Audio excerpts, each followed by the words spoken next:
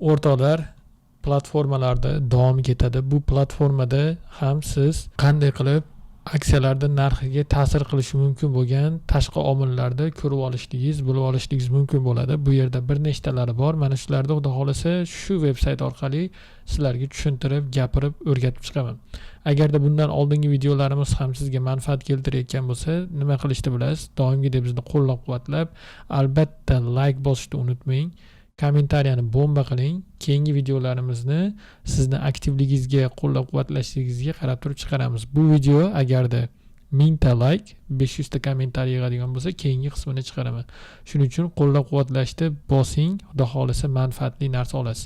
Bilasiz, o'rtoqlar, bozorda biz faqatgina grafikani o'ziga qarab emas, o'sha grafikani shakllanishda harakatlar, chizilishini, harakatini, tashqi omillarini, grafikani o'zidagi texnik omillardan tashqari tashqi omillarini ham ko'rib chiqamiz. To'g'ri, tashqi omillarga ham kompaniyani fundamental holat ta'sir qiladi. Lekin fundamentalni o'zi emas, fundamental orqali tashqi omil sabab bo'ladi. Aynan o'sha tashqi omil nimaligi va u qanday ta'sir o'tkazishligini xudo xohlasa sizlar bilan gaplashib o'tamiz bugun. Bunda sizlar bilan market beat bu urush degan ma'noni bildiriladi va ko'rib turgan bo'lsangiz, market beatni aytaylik logosida yurak urushiga o'xshagan kardiogrammani anaqasi berilgan. Ya'ni bozorning yurak urushi degandek ma'noni bildiradigan veb-sayt. Bu veb-saytda juda ko'p narsalar bor. Bulardan birinchisi bu market beat veb-sayti hisoblanadi. Bundan birinchisi bu analitiklarni reytingi hisoblanadi. Mana stock price targets and analyst ratingni kiramiz. Xo'p, bu yerda mana kiradigan bo'lsak, market datani ichida recent analyst ratingga kirasiz. Xuddi shu sahifa ochiladi sizda. Bu yerda mana har xil kompaniyalar bor. Katta kompaniyalar ko'rib turgan bo'lishingiz kerak. Sizlar biladigani Morgan Stanley, xo'p, JP Morgan bor, yana boshqalari ham turibdi. Faqat sizlar biladiganlarini sanab o'tyapman. Xo'p, UBS Group bor, yana boshqa aytaylik Wells Fargo Company, yana qaysi bor? Xo'p, City Group, Amerikaning mashhur bo'lganlari, Piper Sandler bor. Xo'p, yana boshqa xo'p, yana kompaniyalarni ko'rishligimiz mumkin. Bular nima qilyapti? Tushuntirib o'taman. Kompaniyaning nomi, logosi, xo'p, aytaylik tikkeri va kompaniya nomi nima qilindi? Action, target raised. Target narxi ko'tarildi. Initiated by, birinchi marotaba xo'p, o'sha narsa target price qo'yildi bunga. Xo'p, keyingisi brokerage. Qaysi brokerage firma qo'yyapti va o'sha brokerage ichidagi analitik. Qaysi analitik? Hozirgi paytdagi narxi o'sha aksiyani price target qanaqa narxga o'zgartiryapti? Shu brokerdagi analitiklar qaysi narxga o'zgartiryapti? Reytingi nima bo'ldi? Pasaytirdimi, balandlatdimi, underweight bor, hold bor, positive, outperform, neutral bor, buy bor. Xo'p, yana nima bor? Market perform bor, outperform bor, sector perform bor. Holddan sellga o'tdi, bu yomon ko'rsatkich. Buydan buyga bu deyarli hech narsa o'zgarmadi degani, atak narxi o'zgartirilgan. Buydan strong buyga o'zgarishi mumkin. Hozir topolmayapman shunaqasini, lekin shunaqalari bo'ladi. Xo'p, bu yerda mana sizlarga hozir bitta misol ko'rsatib beraman. Shu yerda Galaxy aksiyasini topamiz. Galaxy Digital kompaniyasi. Mana Piper Sandler brokerage firmasi Patrick Molly tomonidan nima qilgan? Target raised qilingan. 34 dan 36 gacha ko'tarilgan. 34 dan 36 ga ko'tarilgan. Narxi 27 da. Trading view'da ochamiz. Bugungi holatdagi narxini ko'rishimiz mumkin. 27 yu qancha deydi narx? O tepagacha chiqqan. Sababni ko'ramiz endi do'stlar. Mana shu joyda sababni ko'radigan bo'lsak, mana bu yerda tayyor yozib qo'yilgan.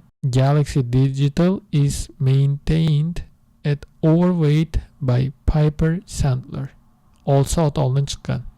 Yangilik trading view'da. Siz lekin mana shu ma'lumotni shu yerda trading view'da chiqishidan oldinroq yoki boshqa joyda chiqishidan oldinroq ko'rib qolsangiz, mana shu narsa kun davomida kuzatib tursangiz, Bo'ldi. Siz shu aksiyani yurishligini oldindan bila olasiz va shuni kuzatib tura olasiz. Sizda bitta plyus bo'ladi. Bozorda yurishi mumkin bo'lgan. Va mana bu yerda ko'radigan bo'lsangiz, ochilish narxidan tepagacha qancha yurgan? Tepagacha mana 15% yurgan. Endi bu tayog'i desiz, ya'ni sham tayog'ida tayoqchasi-yu, svechasi-yu desiz, mana buni muammosi yo'q. 1 minutga o'tkazamiz. İşte bu o'sha narsani ko'rib olishingiz uchun extended trading hours ochamiz. İşte bu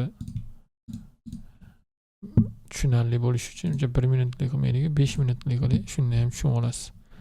Mana shu joygacha borib kelgan.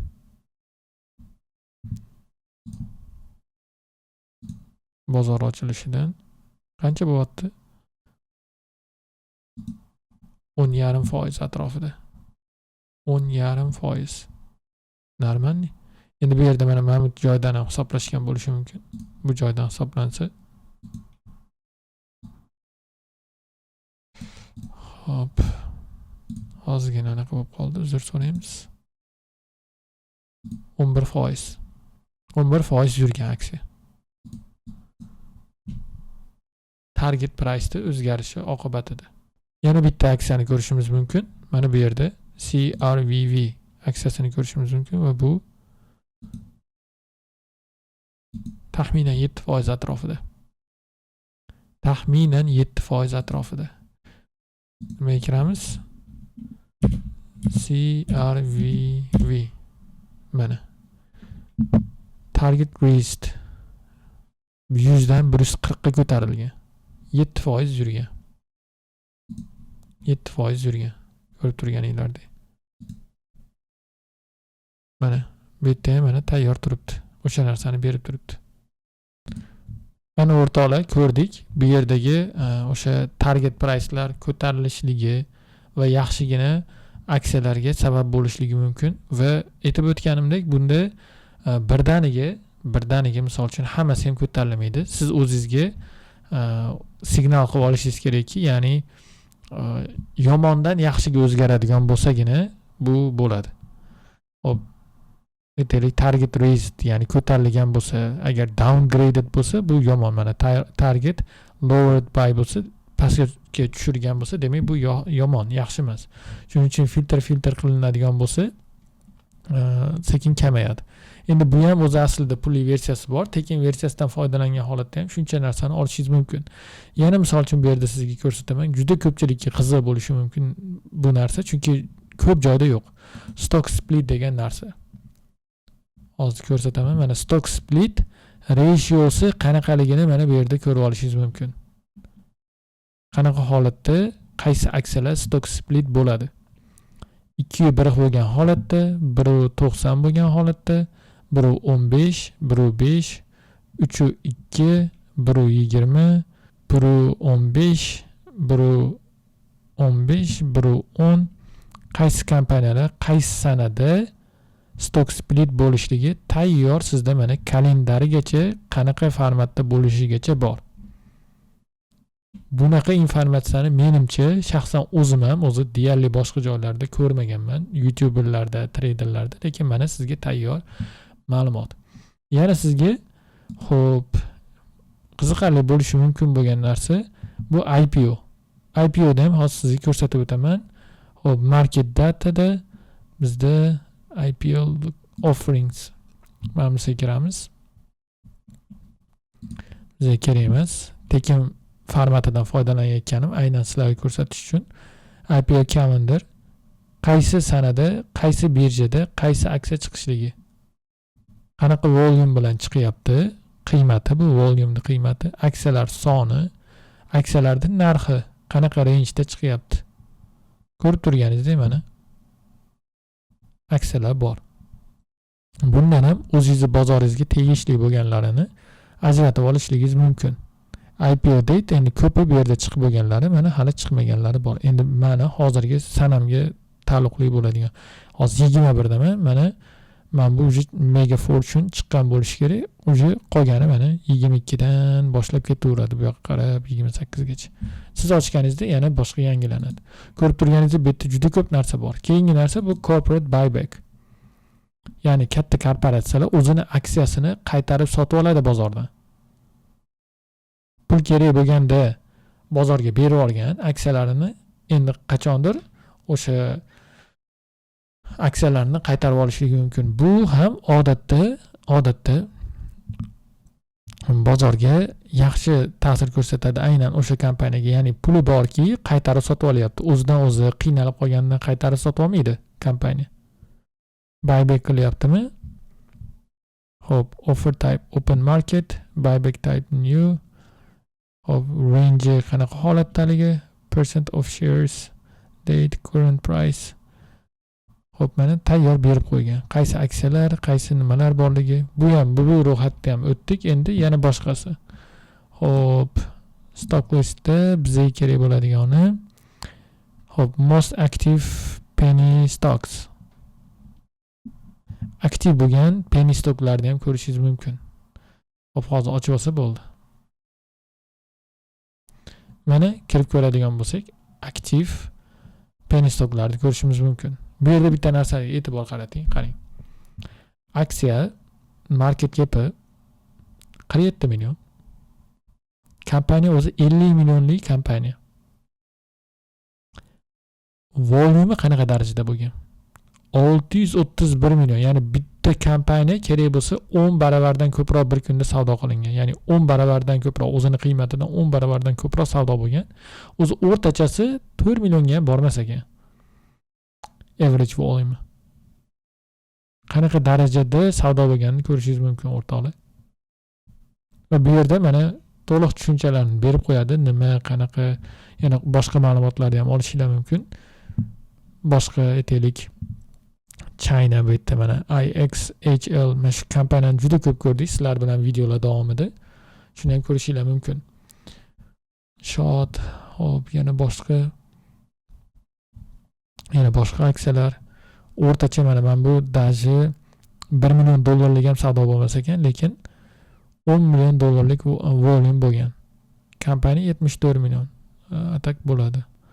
Mana buni ko'rib turibsiz, o'zidan 10 barobar ko'proq. Mana bu ham juda baland bo'lgan. Qarang, 220 ming o'rtacha, volyum o'zi 282 million. Rosa savdo qilishgan. Bu ham mana o'zidan 10 barobar ko'proq. Average 20 million. Ancha aniq qilinar ekan. 24 million dollarlik kompaniya bo'lsa, 280 million dollarlik rosa savdo bo'lar ekan. Keyingi narsa market data. Xo'p, bu yerda keling siz bilan yana ko'radiganimiz insider trades ko'rishimiz mumkin. Bugungi insider tradingni ko'rishimiz mumkin. Mana qaysi aksiyani kim sotib oldi? Insider name Clinton M. Harris SVP qaysi kompaniyani sotib oldi? Sotdi yoki buy, sell qildi, qanchasini oldi? Xo'p, tranzaksiyani qiymati qancha bo'ldi? Hop, tranzaksiyadan keyin aytaylik qancha qiymatga ega bo'ldi? Bu mana ko'rib turganingizdek 18 oxirgi sana juma kungi sanani ko'rsatib turibdi mana. Keyingi narsa, sizlarga ko'rsatadigan narsa trading halt. Bu ham juda qiziq bo'lgan narsa. Ya'ni trading halt bo'lib qoladi. Halt bo'ladi. Halt degani biror bir aksiyani savdosi shunda muzlatib qo'yiladi, to'xtatib qo'yiladi. Shunaqa holat ham bo'ladimi? Ha, bo'ladi. Bu biror bir aksiyada volatilnost juda baland bo'ladigan bo'lsa, ya'ni narx-navo juda tez o'zgaradigan bo'lsa, shunaqa qilishi mumkin. Mana bu yerda 54% aksiya tushgan. 54%. Shunaqa holatda savdo qotib qoladi. Bu ko'pincha odatda penny stocklarda bo'ladi, ya'ni arzon bo'lgan aksiyalarda. Arzon bo'lgan aksiyalar qaysi? 3 dollardan arzon bo'lgan aksiyalar odatda. 3 dollardan arzon bo'lganlari men ko'p holatda 5 dollardan arzon deyman. 5 dollardan arzon bo'lgani penny va shuning uchun aytaman, pennyga yaqinlashmang agarda riskini ko'tara olmasangiz. News pending yangilik chiqishi uchun qotib qolgan holdni nima uchun bu narsani bilishingiz kerak? Mana shu aksiyaga kirib qo'ymaslik uchun. Bir necha marotaba hold olayotgan bo'lsa, kirib qo'ymang, chunki savdodan kirsiz bo'ldi o'zi. Anaqa yo'q. Chiqishingiz muammo bo'ladi. Ya'ni aksiyangiz foydada bo'lganda ham sotolmay qolishingiz mumkin. Shu narsani tayyor shu yerdan tekshirib olishingiz mumkin penny stockga kirayotganingizda. Shunda kirasiz, shunda poisk berasiz. Mana o'zingiz aksiyangiz yozasiz. Bunda Ctrl F deb bosasiz. Xo'p, Ctrl F deb bosasiz, o'zingiz aksiyangizni yozasiz, bilmayman. Xo'p, prokmi? Misol uchun yo'q, bo'ldi, zo'r, super. Demak, halt bo'lmagan u. Kirib ketaverasiz. Mana 21-kun kunlikma-kunlikda chiqarib turadi. Yana bir narsa bu unusual trading volume. Mana shu narsani ham ko'rsatib o'tsam, mana ko'rib turganingizdek, bu yerda volume'larda ko'rishimiz mumkin. Noodatiy bo'lgan volume'lar, average o'rtacha past volume, lekin bugungi kunda juda ko'payib ketgan. Volume grows, mana buni ko'rishingiz mumkin. Mana 81 million bo'lgan, o'zi odatda 400 ming ham bo'lmas ekan. Mana bu 1,5 million volume bo'ladi, mana bu 287 million bo'lib ketgan. Stocks with unusual volume. Nima bo'lgan? Qarash kerak. Mana endi bu ko'rib turibsiz. PMN Promise Neuroscience Healthcare sektorida bo'lgan 154% o'sgan aksiya. Penny stock. Ya'ni sizlarga penny stocklarni u tarafidan ham, bu tarafidan ham ko'rishdi, uni o'rganishdi, topishdi o'rgatyapman. Menimcha like bosmasangiz bo'lmaydi. Like. Kommentariyada xohlagan so'zingizni yozsangiz bo'ladi. Faqat so'kinmasanglar bo'ldi. Xo'p, ko'rib turganingizdek, MarketBeat juda zo'r, bozorda haqiqatan yuragi bo'lgan informatsiyalarni zo'rlarini chiqarib beradi. Yana bu yerga kirib turib, mana market datada unusual call volume ni ko'rasiz. Ya'ni qaysindadir call volume, ya'ni call optionlar zo'r ochilgan va shuni bizga ochib berishligi mumkin. Xo'p, bu chiqsa qo'rqmang, ya'ni anaqa bo'lib qoldi, pullikka o'tib qoldi deb shunchaki X tiqib bosaverasiz. Mana qaysinda volume'lar o'zgaryapti. Shuni ko'rishingiz mumkin. Average volume 23 ming bo'lgan, today volume 152 ming bo'lib ketgan. NVTS hali ko'tarilmagan bo'lishi ham mumkin. Bu normal holat. Xo'p, lekin bozor mana normalni ko'targan bu aksiyani. 27% ga o'sgan bir kunda o'zida. Bu 5 minutlikda do'stlar. 5 minutlikda 27% o'sgan. Ya'ni boshqa videolarda aytib o'tdik. Bozor ochko'zlik paytida extreme greed bo'lib yotibdi. Mana shu joylarda ko'rib, volume'larda aytaylik, ob'yomlarini, sonlarini, raqamlarini shu yerda ko'rishingiz mumkin. Bu to'g'risini aytaman, 2023-yilda topgan bo'lsam bu veb-saytni to'g'ri 100% har doim hamma joyda ishlab beradi degan emas veb-sayt, lekin shu paytgacha aniq qilmagan. Parod qilmagan. Juda ko'p joylarda menga kerakli ma'lumotlarni bergan. Qaysidir joylarda biz shunda targetni, analitikni ko'tarishiga qarab turib savdoga kirgan vaqtlarimiz bo'lgan. Asosiy faktor sifatida olib turib va albatta ishlab bergan. Arzon aksiyalarda iloji boricha fokusni qaratib kirgan joyimiz bo'lgan. Katta kompaniyalarda ham kiritib kirgan joylarimiz bo'lgan, ishlagan. Shuning uchun ishlagan, haqiqatan aytaylik, tajribadan o'tkazib ko'rgan aksiyani to'g'ri veb-sayt platformalari sizlarga olib chiqib ko'rsatyapman. Va shu bilan videomiz mana 20 minut bo'ldi. Deyarli videoni yakunlayman. Agarda keyingi videolar qiziq bo'ladigan bo'lsa, xudo xolisa ularni ham ko'rsataman. Keyingi videolarda aksiyalarda ko'rasizlar, lekin nima bo'ladi? Boshqa aksiyalar bilan solishtirishlik, qanday qilib solishtirishlik mumkinligini, uni o'zini raqobatchilari bilan qanday qilib to'g'ri solishtirishlik mumkin, bitta joyda ko'rishlik mumkin. O'sha narsani eng effektivni yo'lini, eng oson yo'lini o'rgataman. Agarda bu videomiz 1000 ta like yig'sa va 500 ta kommentariy yig'sa, bu sizlarning qo'lingizdan keladi. Qani olg'a, shu narsani qilib bersanglar bo'ldi. Bu videomiz tugadi. Sizlar bilan keyingi videoda ko'rishguncha kanalga obuna bo'lib qo'yishni ham unutmanglar. Do'stlar, ko'pchilik men bilan birga savdo qilishlikni yoki meni jamoamda ishlashlikni xohlaydi, lekin hammani ham baribir ofisimga sig'dira olmayman, hammaga ham birgalikda ishlashlik imkoniyati bo'lmaydi. Lekin mana shu narsani biz onlayn formatda yo'lga qo'ydik. Ya'ni biz Nurinvest jamoasi bilan birgalikda onlayn community, onlayn gruppa tuzdik Telegramda. Siz ham bu Telegramga qo'shilishingiz mumkin. Bunda siz Nurinvest obuna boti orqali kirib turib, o'sha yerdan qo'shilasiz va Nurinvest gruppamizga qo'shilasiz. U yerda hozirda 500 dan ortiq bo'lgan insonlar bor. Ular bilan biz swing savdolar, prop shotlar, penny aksiyalarda savdo qilyapmiz birgalikda va jonli muloqotlar ham bo'lib turadi do'stlar. Va u yerda 5%, 10% dan tortib natija 200% gacha o'sgan aksiyalarimiz bor.